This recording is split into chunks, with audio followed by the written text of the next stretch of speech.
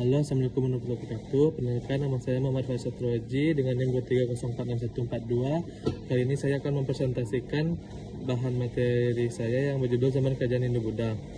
Yang pertama yaitu latar belakang. Maksudnya agama dan kebudayaan Hindu-Buddha ke Indonesia terjadi melalui interaksi perdagangan antara India dan Kepulauan Nusantara sejak awal Masehi. Proses ini terjadi melalui penaklukan atau ekspansi militer, melainkan lewat kontak budaya yang damai antara pedagang India dengan masyarakat lokal. Menurut N.J. Krom 1931, proses penyebaran budaya India di Indonesia merupakan hasil akulturasi dan penyesuaian dengan tradisi lokal yang sudah ada. Pandangan ini sejalan dengan G.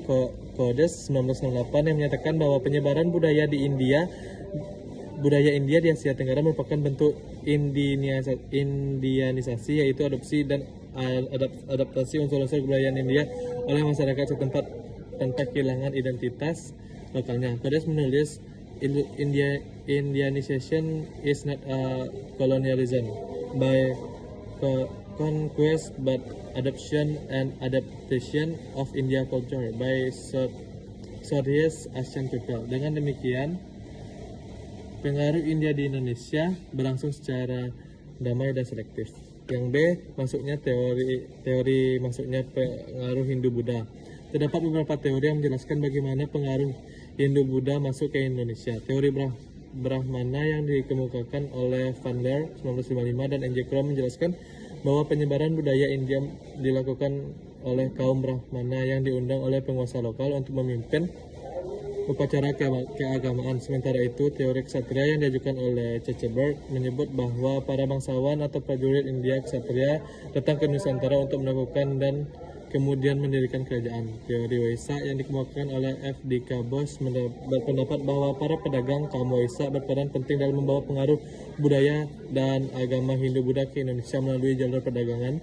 Terakhir yaitu arus balik yang juga diperkenalkan oleh Bose menegaskan bahwa masyarakat Indonesia sendiri belajar ke India kemudian membawa pulang ajaran India ke Indonesia, tidak tunggal, melainkan hasil interaksi berbagai golongan masyarakat, baik dari India maupun penduduk Nusantara.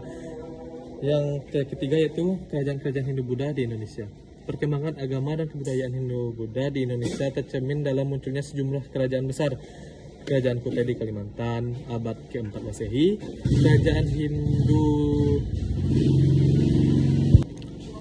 Kerajaan Hindu tertua dengan bukti prasasti Yupa yang berhuruf Pallava dan berbahasa Sanskerta. Raja Mula Warman dikenal dermawan karena dia memberikan sedekah besar kepada para Brahmana. Kerajaan Tarumanegara Jawa Barat abad ke-5 sampai ke-7 Masehi meninggalkan prasasti Ceraton dan Tugu yang memuji kebijaksanaan Raja Mula Warman. Menurut Sabtono Kartodirjo 1975, Tarumanegara merupakan awal munculnya pola kerajaan agraris maritim di Jawa. Di Sumatera Selatan berdiri Kerajaan Sriwijaya abad ke-7 sampai ke-13 Masehi, kerajaan Buddha terbesar di Asia Tenggara. Berita dari Biksu Tiongkok 1 Tsing menunjukkan bahwa Sriwijaya menjadi pusat studi agama Buddha. Slamet Muljana 1990 menyebut Sriwijaya sebagai pusat perdagangan sekaligus pusat intelektual dan keagamaan di Asia Tenggara. Sementara itu, kerajaan Mataram kuno di Jawa Tengah terbagi menjadi dua dinasti, Sanjaya Hindu Siwa dan Sailendra Buddha Mahayana, yang melahirkan Candi Prambanan dan Borobudur. Menurut Purba Cakra 1958, Mataram mencerminkan sinkretisme Hindu-Buddha, yaitu perpaduan harmonis antara dua ajaran, kemudian memunculkan kerajaan-kerajaan besar lainnya seperti Kediri, Singasari, dan Majapahit yang menjadi puncak kejayaan peradaban Hindu-Buddha di Nusantara. Majapahit di bawah pemerintahan Hayam Wuruk dan Gajah Mada mempersatukan Nusantara, sebagaimana dikatakan oleh Slamet Muljana 1936 bahwa Majapahit merupakan simbol politik integrasi pertama di Indonesia. Yang D, ada pemerintahan dan sosial. Sistem pemerintahan kerajaan Hindu-Buddha bersifat monarki teokritik, di mana raja dianggap sebagai perwujudan dewa atau titisan dewa raja. Struktur pemerintahan bersifat hierarkis dan terpusat pada istana. Dalam kehidupan sosial masyarakat mengenai sistem kasta, meskipun tidak seketat seperti di India. Kehidupan ekonomi berkembang di sektor pertanian, perdagangan, dan pelayaran, terutama di wilayah pesisir yang strategis.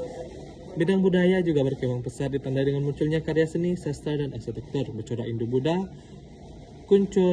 Kunchara Diningrat 1985 menyebutkan bahwa pengaruh terbesar Hindu-Buddha di Indonesia terletak pada konsep politik dan kebudayaan.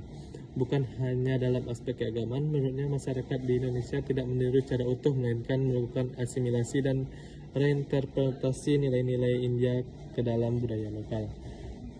Yang peninggalan kebudayaannya yaitu peninggalan budaya di masa Hindu-Buddha sangat beragam dan bernilai tinggi di bidang arsitektur. Munculnya berbagai candi mega seperti Borobudur Buddha, Prambanan Hindu, dan Candi Penantaran, Candi Jago, dan Candi Singosari. Di bidang sastra, perkembangan karya sastra seni klasik seperti Ramayana, Arjunawi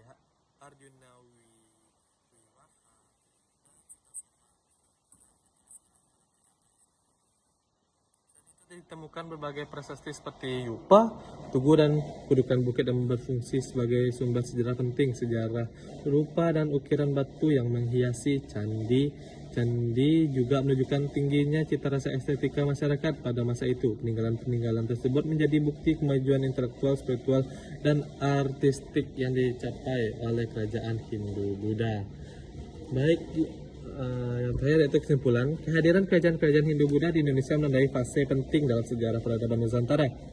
Proses masuknya berlangsung secara damai, melakukan alkulturasi dan adaptasi budaya melalui kerajaan-kerajaan Kutai, Tarumanegara, Sriwijaya, Mataram, Kediri, Singosari, Majapahit, dan seterusnya. Masyarakat Indonesia mengenal sistem politik, keagamaan, dan kesenian yang terstruktur seperti dikemukakan oleh Slamet Muljana. Warisan Hindu-Buddha tidak hanya berupa peninggalan arkeologis, tapi juga fondasi lahirnya persatuan dan kebangsaan di Indonesia. Baik, segitu saja yang dapat saya sampaikan dalam presentasi kali ini. Banyak kurang, saya mohon maaf. Wabillahi taufiq wal hidayah. Wassalamualaikum warahmatullahi wabarakatuh.